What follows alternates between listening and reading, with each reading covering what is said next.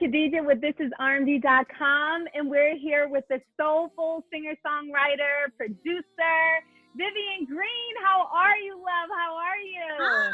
How are you, ladies? Great. Oh, we're well. We're so glad we're here with you tonight.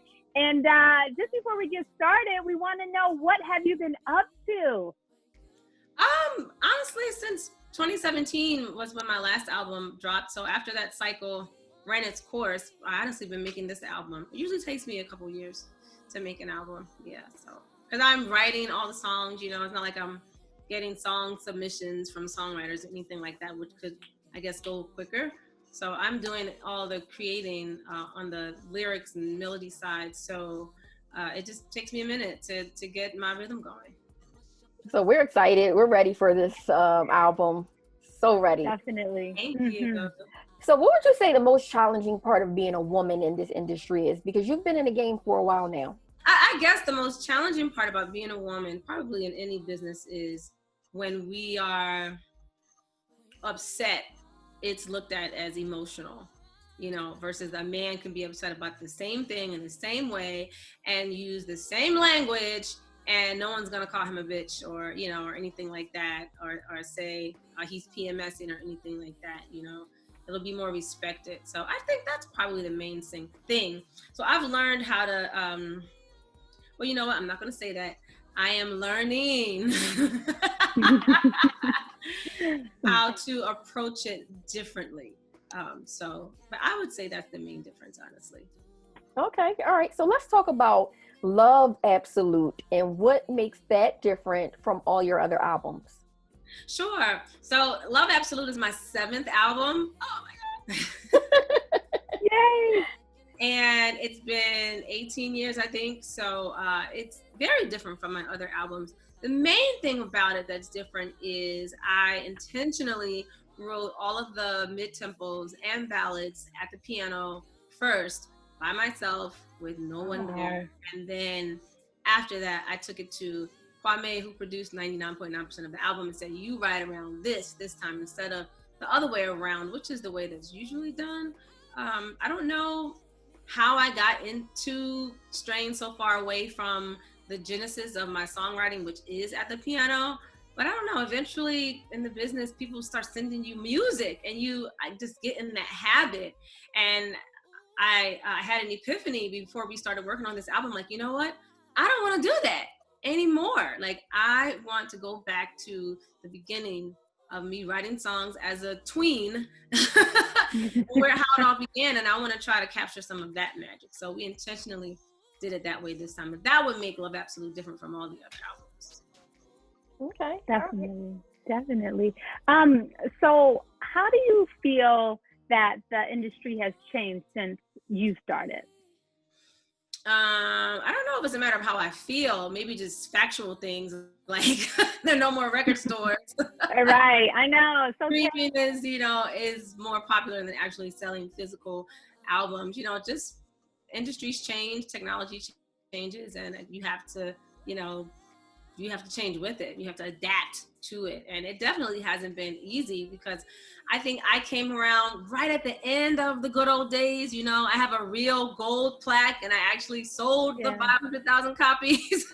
Wow. Right. So like that's, you know, now they have all different kinds of requirements for certifications now. Now it depends on if you have this many streams or whatever, but it's no longer based on who bought your physical album. And, you know, I'm glad that, you know, I got a piece of the good old days at the very beginning of my career, just before it, you know, turned over. So, but there are pros and cons to it, because now an independent artist that is not connected to a major label at all can really develop a following, do good business, and control everything on their own masters, and not have anyone to answer to because of these streaming services. And I think that is actually a really good thing for record labels, not limiting the music that we have access to anymore. And that's quite liberating. So there are definitely, you know, like I said, pros and cons to it. Okay.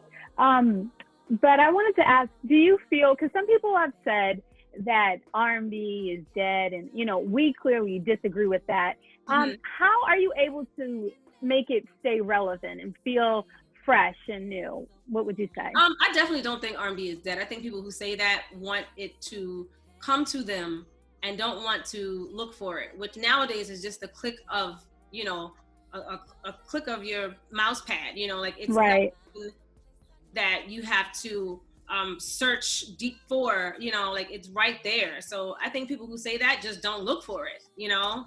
So Yeah. I hate that. It's like, because, oh, where have you been? I'm like, if you just Google me, exactly where I've been, exactly how many albums I've had out, when they came out, like it's really not that difficult. So you're just not looking, you know?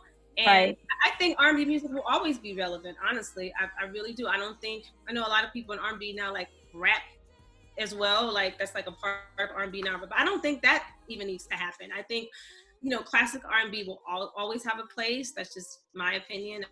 I don't think someone's going to always want to hear it. And a lot of the newer artists are honestly reverting back to things that we did in the, you know, 2000s and being inspired by earlier music before all these changes took place. So it just proves that good music does stand the test of time. So. Absolutely. And speaking of inspiration, back to Love Absolute, what was the inspiration behind this record? Because I'm excited for it. Thank you. Yes. My life is not always the inspiration behind everything I write, but in this case, Love Absolute, it definitely is. Love Absolute encompasses lots of things that I absolutely love. I already explained my songwriting process this time around and how I was intentional about making sure it was created organically first before anybody produced around it. There's a jazz record on Love Absolute. I haven't recorded a jazz record on one of my albums since my first album. And I have jazz is my baby. I love jazz. It's a whole nother side of me that people don't even really know or understand is even there. So that's there. Self-love. It's very important to make records about self-love and to inspire others to love themselves. That's absolutely important. So that's on there.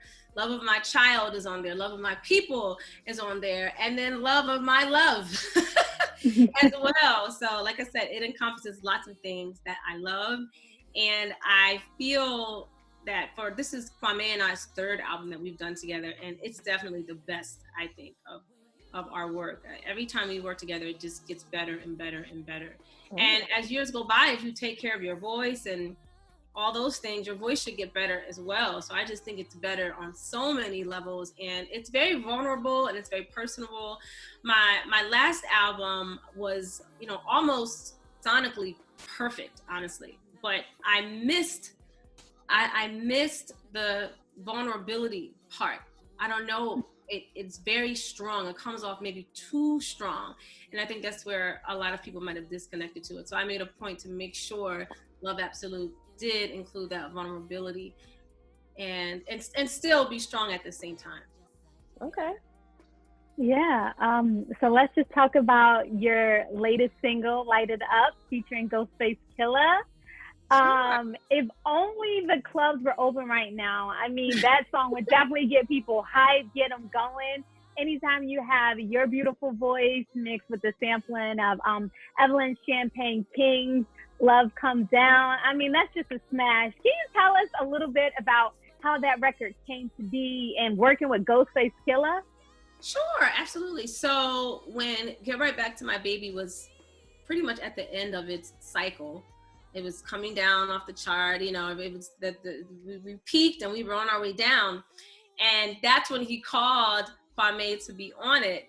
And we were like, oh my God, if this was only 6 months ago, this would have been amazing, you know, but it was almost, right. The record was almost over. And so we just didn't think it was a good idea at that point because it did really well for me. You know, when we did peak, it was amazing at that point. So there was really no going back to that. And so we said the next album we do, we'll make sure that there's a record that he can get on. And so Light Up was the record, and that was it. The great thing about Kwame is he knows like so many people from being an artist and then from producing for other artists and just being in the industry for 30 years. So it is just not an abnormal thing for like LL to call Kwame, you know, or right. Like, what's up? or Ghostface is like, like that's his tribe. So that was the connection. I would never take credit for it. So he just called Kwame when he heard it, like, yo, I need to get on that. So it's pretty simple. We're glad he did. We're so glad he did, because it's a hit for sure. Yeah. Definitely. Light It Up is definitely a banger, but you know what my favorite is so far? Where You Are. I love Where You Are too. Love, love, love. I had that on repeat, like, over and over and over. Oh, really? I'm serious. That's definitely one of my faves from the album, for sure. That was my next question. What was your That was her question. It's one of my faves. I have a couple. So Where You Are, definitely. Another song called That Kind of Pain that we won't hear until Friday. That Kind of Pain touches on, like I said, my last album, it was so strong. I didn't even really talk about pain. Not really. Well, so I wanted to make a point to do that this time. So while I am not in pain, hallelujah. Right. I know what that feels like, and and I know everyone else does, so I wanted to make sure I made a song about that. It goes super hard, and it goes to like those dark places that we go to when we feel those things, when we're hurt, when we feel like the whole world is gonna stop because we got our heart broken. I go there, and I love it so much. I was thinking about In Vogue when I wrote it, so the way that the harmonies are in the song like remind me of like if it was a group singing and not just me. So I really love that one. So That Kind of Pain, Where You Are, Harlem Blues, which is from Mo Better Blues, and it was a very popular song when the movie was out. I think I was about 11 or so when that movie dropped, and the movie itself was very mature.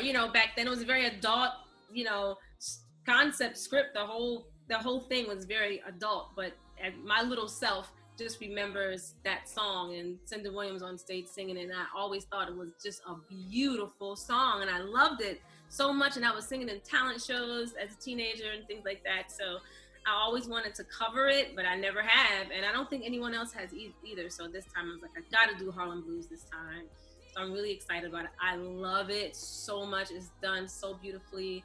An amazing saxophonist named Mike Phillips is featured on it, and he is just incredible. If you don't like saxophones, if you don't like jazz, it don't even matter. He is just that incredible that he will wow anybody with the way he plays. So I'm really excited for people to hear it, especially because it's a classic that no one's done since then. And I just really, really love it.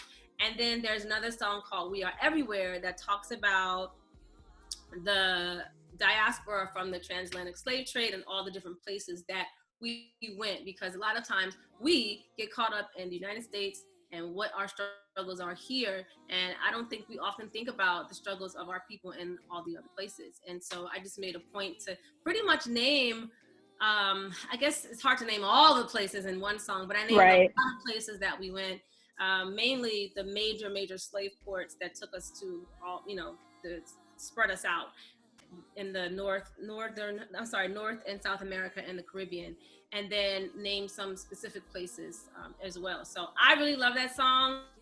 It starts off with my son asking me, where did all the slaves go that survived the Middle Passage? And I tell him like, 40% of them went to Brazil. And he's like, what? I'm like, yeah, like nobody ever talks about that. Right. And we never really talk about Brazil's struggles here in the United States. It's very, everyone is kind of in their respective places and their respective struggles, but a lot of those struggles are the same. So I think it's important that we open up our eyes to just how vast the trade was and how many people it affected and where all those people are. So, and it's like an Afro beat, like fun, up tempo. So I really, really love it. So you're giving them a history lesson while they're jamming away. To my sister, who's a teacher, and I said, what do you think about this? She's like, I think it's great. I think people like it. Because she was telling me that her kids don't, when she tells them all the places that, the slaves went, her kids like don't even have a real grasp of that idea, because a lot of people just think we all came here. Right. So she thought it was great. So I was like, yay, my sister liked it, then it's gonna be good. Yeah. How have you been able to stay inspired and creative during this pandemic? What have you been doing? Well, you know what? The pandemic was very productive for me because I was able to finish Love Absolute. Um, and, you know, I'm honestly not a social butterfly. If I'm not working, I'm probably home. I already homeschool my son. I've done that for years now. And my son is always with me, just the same. When I travel, he comes with me. When I'm performing, he's on the side of the stage. So I'm used to being around my child all the time as well. So it's not so abnormal as my life is already abnormal, you know, compared to most people's. So I was able to, like I said, finish the album. And besides Jordan, who's my son, his extracurricular activities, you know, ceasing, everything else kind of feels pretty normal for us. And I'm so grateful that no one has been affected by the pandemic. You know, no one in my immediate family. We're all healthy. And of course, always praying for those who have been affected. So. Well, that's good news, right? Yeah. It's getting crazy out here. I know. Yeah. So my Philly sister, how has growing up in Philly influenced your music? I'm sorry, I always laugh at this question because, and I always say this, I'm going to say it again. It's a difficult question to answer because I feel that people expect me to say something that I'm not going to say. Oh, Lord. What do you think people expect you to say? Oh, you know, I don't know. That I grew up listening to all Philadelphia artists and, you know, the soul came through I don't know. Yeah. But that is not the answer. So my parents were music lovers and they loved everything. So that's what I'll say first. They loved everything. You see this is stretched canvas. It's about 5 feet high and 2 inches thick, and it's stretched on wood. This is The Wiz. Mm-hmm. And The Wiz is one of my mom's favorite musicals, which turned into one of my favorite musicals. She loved Broadway. My parents loved Motown, which is Detroit. Right. Which is not Philadelphia. I swear I knew that whole Motown catalog before I was 10, okay? Like, seriously, like, no joke. And you know, I can't say that what my parents listened to, and those artists were definitely my first major influences that really all mattered through my whole upbringing, that still matter very much now as far as where I pull my inspiration from. You know, I can't say any of those artists were from Philly. So, yeah. I think I got into the Philly international stuff when I was a teenager, a little later, because my parents didn't listen to that much. So, yeah, I was very influenced by what my parents loved. And I think as long as they were my parents, I could have been raised in Chicago, and I don't think anything about me musically would be different. But with that said, when I was 16, I think I was 16 when I was 16, because Philly is so small, I was actually managed by Mike McCary of Boyz II Men and his best friend. And that was the first publishing credit that I ever received because I wrote a song with Boyz II Men on their Evolution album, which is their third album. The song is called Dear God, and I was still in high school, and it was really cool to be a part of, you know, this mega, they were a pop group by then, honestly, this mega pop group's album, you know, who were absolute superstars. So, and that's definitely because I lived in Philly. Yeah, definitely. That was a big deal, and it still is a big deal. Well, that kind of, yeah, that kind of leads into my other question where I was going to ask, what is it like being considered like Philly's royalty and working with, you've already mentioned working with Boyz II Men, but working with Jill Scott, you know, how did that come about? Well, it's very different. So writing a song and, like, you know, getting publishing credit and money even for a group like Boyz II Men at that time was like the greatest thing that I could have ever done at 16. Singing background for Jill Scott was quite different. So I was, how do I say it? I was very close to someone that was very closely associated to her project. And I was working on my own stuff, and he asked me, what do I want to sing background for one of his artists? And I was like, no, I don't want to be a background singer. It was right. That I thought of doing or wanted to do, or, you know, just never So I was like, so I just kept saying no.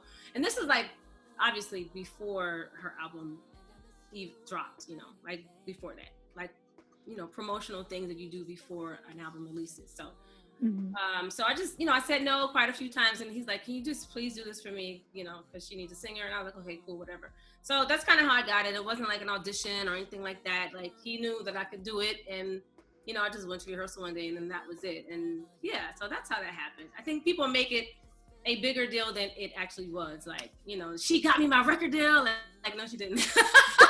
Right. You're like, I did that on my own. I did that on my own. Oh yeah, it was, what does Tamar say? I was the doo-wop pop chick.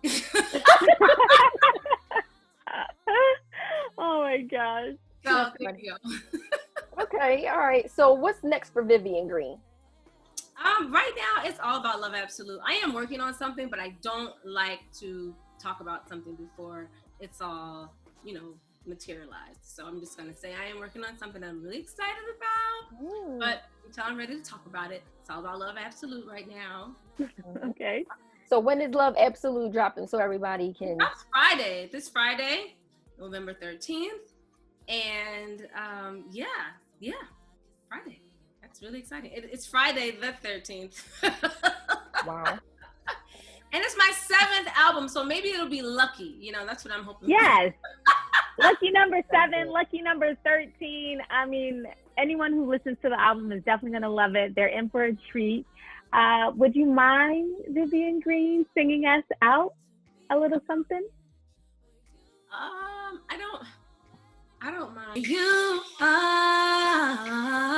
I want to be where you are. Oh, baby, I want to be. Yeah, yeah, yeah. Wherever you are, I wanna be. Yeah, yeah, yeah, yeah. And I miss you already, baby. Call me just as soon as you get home. And maybe just like teenagers, we'll fall asleep while we're on the phone. And what's your plans tomorrow, baby? 'Cause I can meet you wherever you are. Can't let this feeling go on, no, it's kind of crucial. See, I need to see you soon. I want to be where you are. I want to be where you are, baby, yeah. I really wanna be wherever you are, yeah, yeah, yeah. I wanna be, oh, wherever you are. And I know I'm not myself, baby. I'll stop right there. Oh my God! Oh my gosh, beautiful, beautiful, beautiful. We could just listen to you forever. Your natural breaks in your voice. I mean, people try to mimic that, but it's like when it's natural and it just comes effortlessly, it's so beautiful to hear. So, I'm sorry, can I say this? You are so underrated. You really are. Yes. Like, you are amazing. Thank you. That's my favorite song now. For real. Like, I'm not kidding. I love it. You're beautiful. I'm so happy that you love it. I really am. I appreciate it I appreciate that you know it, you know, and that you actually took the time to listen to it. I was trying to hold back from like singing because that's not what I do. But thank you. You didn't. Yeah. But when I hang up, I'll be singing it out loud. Can't nobody stop me. So where can people find you? At I am Vivian Green. That is Twitter, Instagram, and Facebook. And I do respond, especially on Facebook and Instagram, because, you know, I probably hate social media. And if I was not an artist, I wouldn't have any accounts. But so I am only there to connect with my supporters. And that's what I do when I am there. I talk to them, I respond to comments, and I think it's important to engage with people who support you, you know, and I do that. So If you see someone, respond. It is me. Oh, wow. All right, Not when we to get off, publicists, I'm going to good. hit you up on Instagram. Yeah. So where can they find Love Absolute on Friday? Oh, so Love Absolute is on all streaming platforms. It will be on all streaming platforms. You can pre-order now. You can go to links on any of my social media pages. It'll take you right to all the platforms, so whichever one you choose to pre-order on. So yeah, and you can get a physical copy from Amazon, and you can also get a physical copy directly from Universal. So yeah. All right, guys, you heard that. Go get Love Absolute. Gotta check out Where You Are and all of her other songs. Thank you, Vivian. We appreciate you. We love you. Go Philly. Philly. Thank you so much for having me. Of course. Appreciate it. You guys come back keep again. doing what you're doing. Keep R&B alive. Thank you so much. Come back again. And everybody, thank you so much for tuning into thisisrnb.com. Peace. Thanks.